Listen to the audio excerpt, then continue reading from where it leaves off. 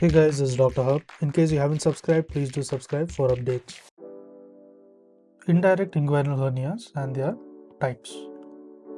So first, let's begin with some diagrams. So this will be the deep inguinal ring. We are writing it as DIR.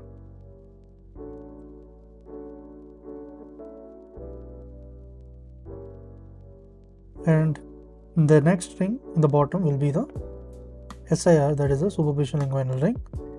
And this is nothing but the HS, that is the hernial sac.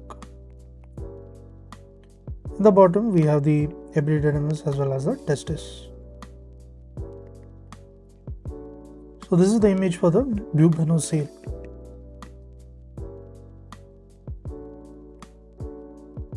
Next, let's look at the funnelicular. How does it look? In funnelicular, the hernial sac, it travels through both the rings. That is, there's a deep inguinal ring as well as the SIR, that is a superficial inguinal ring. Then there's the epididymis as well as there's presence of testis. This is nothing but the funnelicular.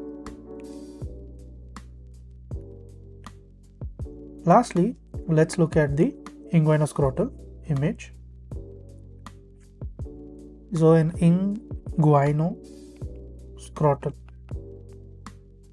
So in terms of the inguinoscrotal, what is present?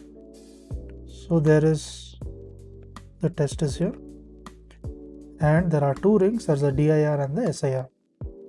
So here the hernial sac, it comes down and it almost encloses the testis. It comes level up to the testis. This is inguinoscrotal variety. Now let's look at the theory. So the types, as we discussed, it was the bubonocoel. Bubonocoel is nothing but the hernia which is limited to the inguinal canal. So it is limited to the inguinal canal. Next, what we saw was the funnelicular. The funnelicular is where the hernia stops just above the testis. So stops just above the testis. The last one we saw was complete or the scrotal.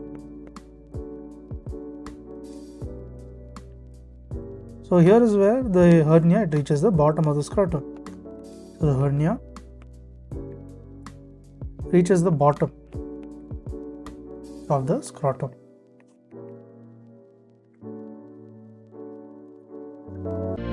To learn and grow daily like this, please do subscribe.